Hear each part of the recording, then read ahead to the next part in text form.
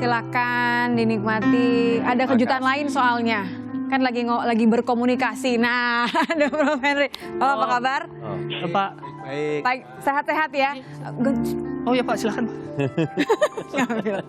Ini loh Pak, lagi pengen. Nggak apa-apa Pak. Tapi Pak, biasanya Gilang ini kalau memberikan kursi diganti dengan pertanyaan loh Pak. Biasanya. Karena kan juga rebutan kursi. Oh iya benar juga ya. Benar.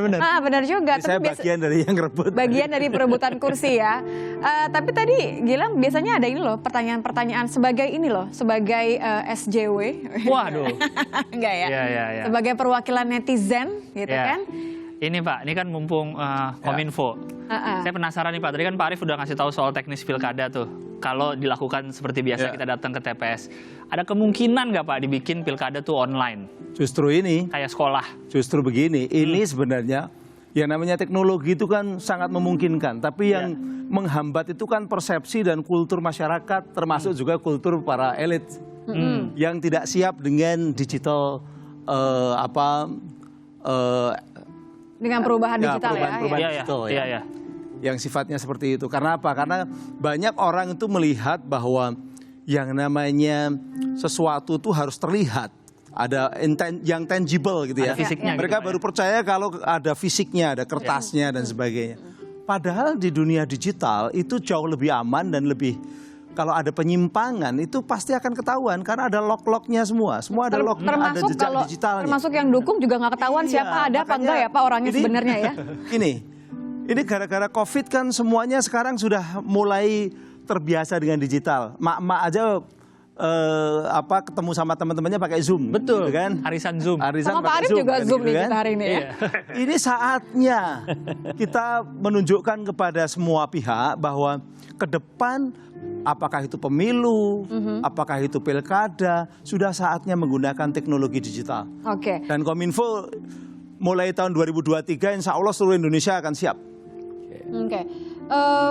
Permasalahan siap atau nggak siap sebenarnya kan harus tetap ada sanksi, tetap harus ada ini ya Pak ya untuk memastikan bahwa ya pelanggarannya tidak akan terjadi. Bahkan tadi soal masalah stempel, masalah cap, mewakili siapa itu aja masih jadi kekhawatiran gitu. Jadi seperti yang tadi Mas Gilang terkait dengan persoalan abuse of power, potensi dilakukan oleh calon yang petahana, maka di ketentuan undang-undang pilkada ini sudah diatur sanksinya. Ada sanksi administrasi, ada sanksi pidana. Jadi bisa kena sanksi pidana dan administrasi. Sanksi administrasi paling tinggi adalah bisa diskualifikasi.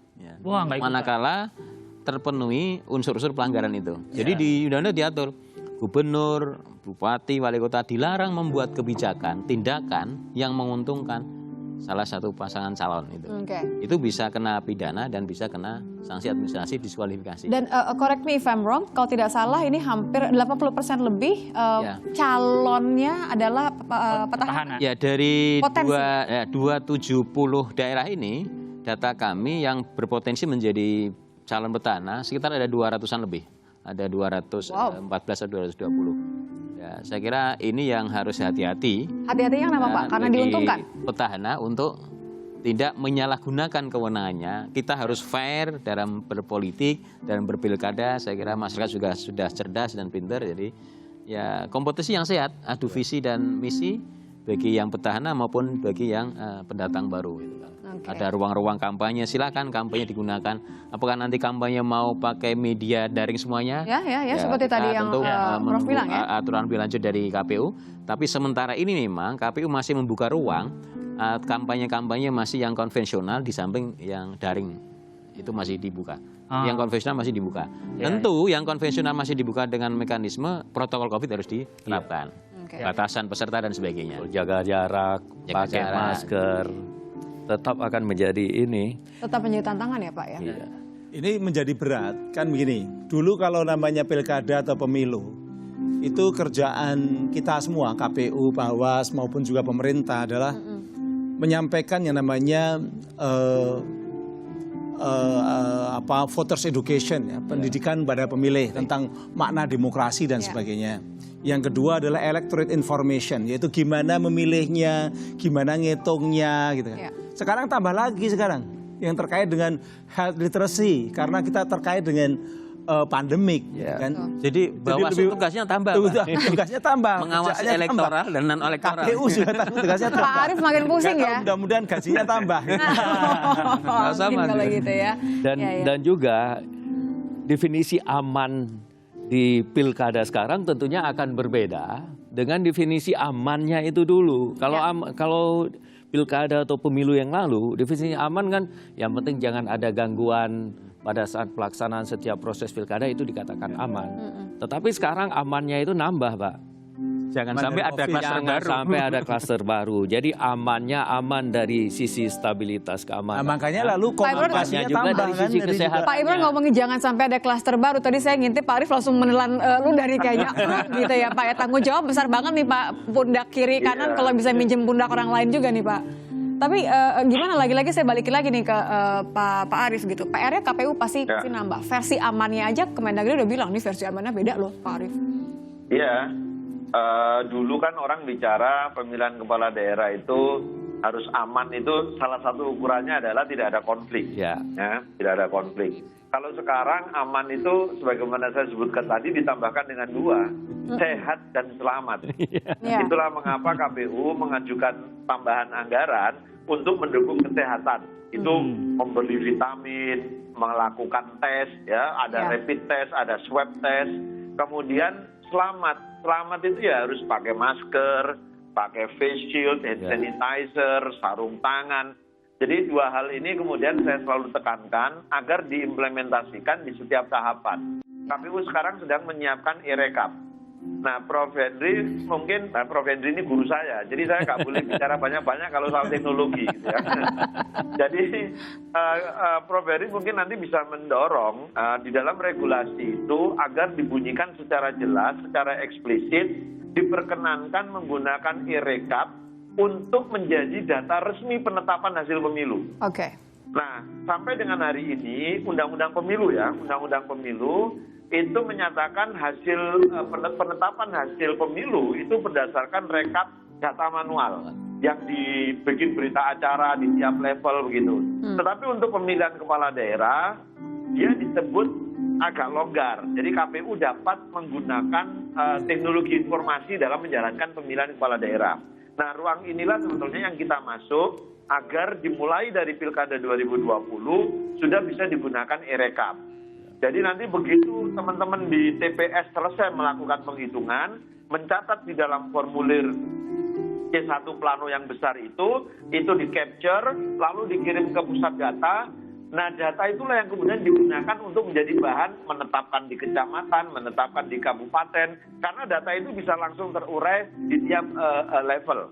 Termasuk menjadi salinan resmi. Nah, itu harus ditetapkan salinan resmi bagi peserta pemilu. Jadi pemilu kita nanti akan ramah lingkungan. Selain cepat ya, menghindari konflik, cepat, dan ramah lingkungan. Karena tidak perlu produksi kertas yang berjuta-juta lembar itu untuk formulir, bikin salinan, dan segala macam. Jadi jangan terjebak dengan kemudahan tadi calon potensi petahana lebih banyak ya. Kalau misalnya kayak saya mengutip Pak Tito nih mengatakan bahwa ini justru momen kalau memang kepala daerahnya tidak sanggup menghadapi pandemi ya ini salah satu caranya untuk tergiur juga money politik di saat kondisi ekonomi gini, kemudian ya tergiur dengan money politik. Dan tapi untuk orang untuk para pemilih yang dengan sengaja tidak memanfaatkan hak pilihnya ada sanksi pidana berarti Pak? Sanksi pidana ini ke Pak Arief ya. Ada sanksi berarti kalau supaya Gilang tidak mundur nih. Iya, siapa tahu kelamaan gitu nunggu ya. Kalau sengaja Pak, sengaja nggak datang, nggak nyoblos. Enggak, karena pemilih di Indonesia itu dinyatakan sebagai hak, bukan sebagai kewajiban. Beberapa negara mengatur memilih itu sebagai kewajiban, gitu ya. Jadi kalau dia tidak menjalankan kewajibannya, maka dia kena penalti, ya. Tetapi di Indonesia memilih itu bagian dari hak. Jadi dia boleh menggunakan, dia boleh tidak menggunakan. Tapi saya selalu berpesan, kalau ingin yang terbaik, maka Anda orang-orang baik harus gunakan hak pilih Anda. Ini sebelum pada pamitan karena Nitya janjinya tidak terlalu malam. Pak Arief berarti targetnya berapa untuk peserta Pilkada 2020 ini? Target kita masih 77,5% ya, sama dengan pemilu sebelumnya. Oke, meski di tengah pandemi ya Pak, tetap harus optimistis berarti.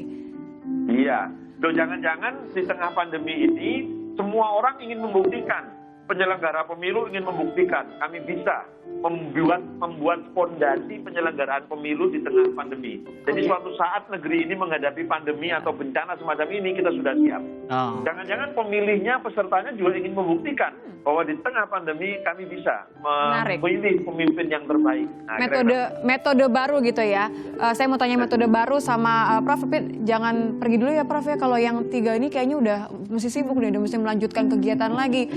Terima kasih sudah datang Pak Aban, Pak Imran, Pak Arief, makasih udah gabung. Jangan ngomong dulu ya habis ini ya.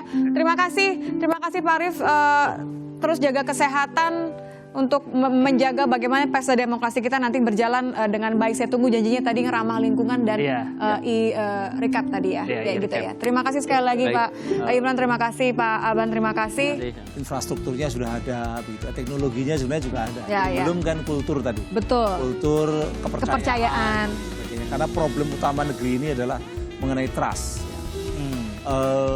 Trust itu jangankan pakai teknologi yang tidak kelihatan, pakai kertas yang jelas-jelas ada tanda tangannya semua orang, dan disaksikan dari tahap ke tahap aja muncul ketidakpercayaan.